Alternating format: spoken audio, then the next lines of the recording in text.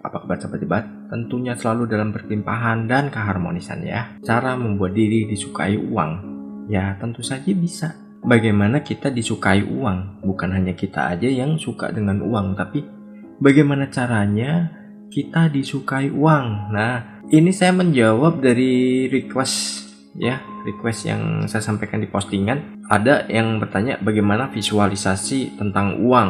Nah, sekarang kita bahas di video ini bagaimana kita bervisualisasi ya, alias kita melakukan afirmasi tentang uang. Ada beberapa poin yang bisa kita dapatkan di sini ya. Jadi di video ini kita akan lebih membahas ke visualnya, visualisasinya bagaimana.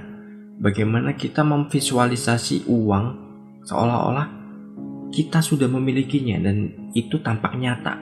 Tentu saja itu akan menjadi sebuah kenyataan yang akan kita dapatkan. Dan teman-teman bisa tonton video ini sampai habis, jangan di skip-skip. Nanti kalau di skip-skip ya ada ilmu yang kelewat dong. Dan ada yang tertinggal, jadinya nggak sempurna nanti apa yang dipelajari dari video ini. Jangan di skip. Terus jangan lupa ya, ikuti terus video yang saya upload di channel ini. Kenapa? Karena dari video satu dan yang lainnya itu akan nyambung ya, bisa diterapkan dan itu nyambung.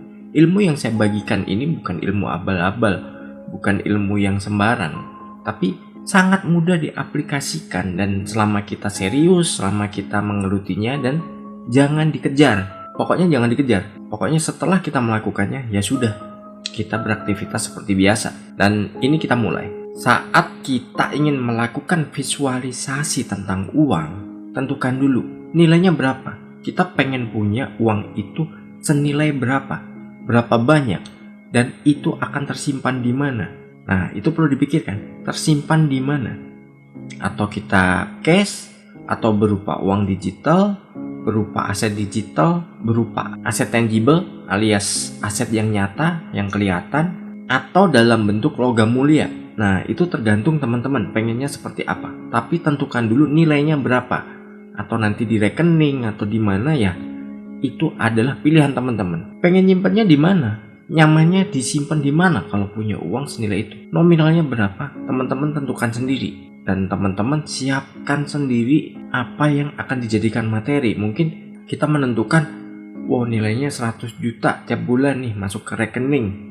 Dan nanti saya gunakan untuk, nah seperti itu juga kita harus lakukan. Jadi kita harus benar-benar tahu uang itu nantinya untuk apa, atau hanya kita tabung, atau akan kita kumpulkan untuk nanti dibelikan aset yang lain. Ya itu adalah hak teman-teman, tapi tentukan dulu nilainya, visualkan ya.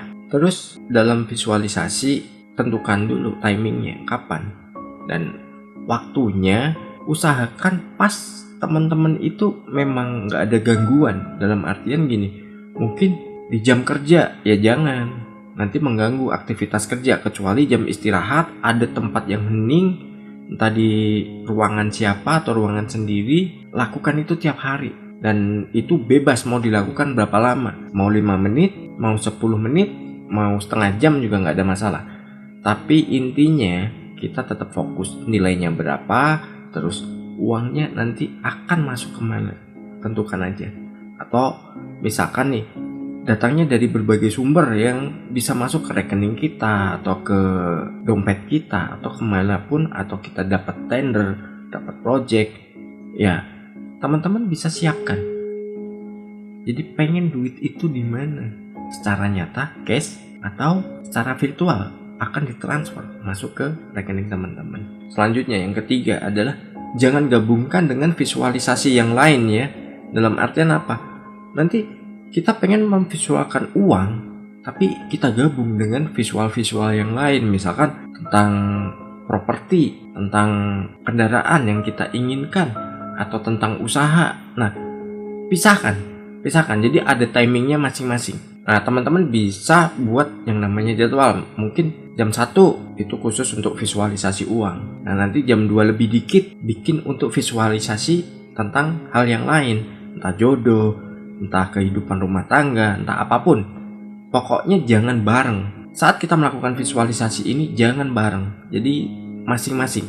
Kayak uang ya uang aja saat itu. Tapi jangan diulang-ulang terus. Pokoknya sekali aja dalam sehari. Dan waktunya bebas kapanpun. Tapi kalau bisa buat jadwalnya. Jadi ada jadwal khusus untuk uang, untuk kesehatan, untuk ya mungkin sosial, mungkin traveling atau apa. Jadwalkan sendiri-sendiri. Dan kalau perlu teman-teman bisa tulis juga. Kan saya sudah bagikan juga teknik scripting bagaimana. Terus teman-teman bisa tonton videonya. Dan mungkin karena ini berhubungan dengan uang, ada nggak teman-teman yang mau saya bagikan cek ajaib untuk pendukung visualisasi?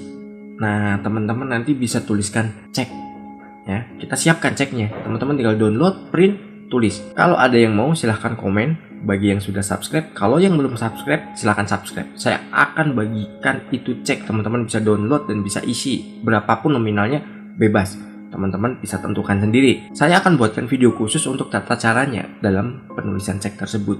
Jadi nggak perlu khawatir.